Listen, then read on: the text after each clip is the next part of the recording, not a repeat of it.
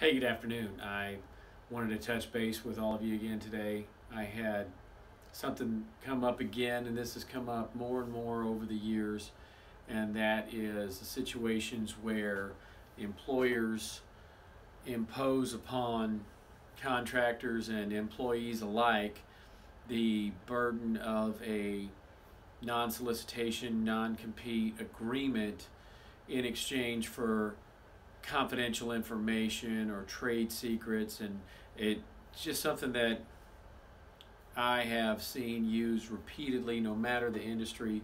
Everything from shoe salesmen to outside sales of almost any kind, and there's a disconnect between what employers are trying to do, because employees who are worth their weight are hired because they have business acumen.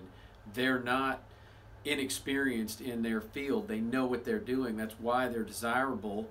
And simply because you bring them into an office and put a document in front of them, an employee agreement or a manual that says A, B, and C, without actually giving them training, confidential access to something that gives you an advantage in a field of business, that's going to be a hard burden to meet in any kind of attempt to lock them out of their chosen profession. Now, that's not to say that they can't be prohibited from contacting and soliciting former employees.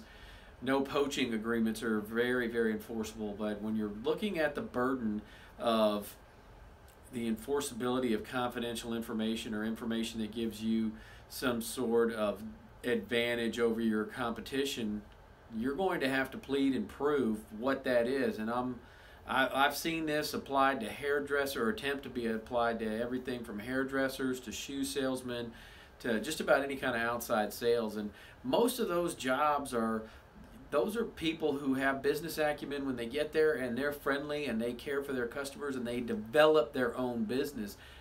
And simply because the fact that you have an edifice that houses and facilitates the trade of that business, that doesn't, I think, without meeting substantial challenges, meet that burden of showing an employer gave that employee something confidential that gave them an advantage in business such that you could lock them out of that business. So employers, make sure what you're sharing truly is some business skill. Make sure you can articulate it. And employees, you got to remember that you be careful, know before you sign. It's what I talked about the other day.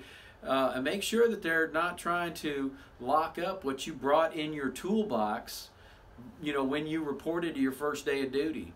Anyway, I hope you guys have a wonderful afternoon. Enjoy the sunshine.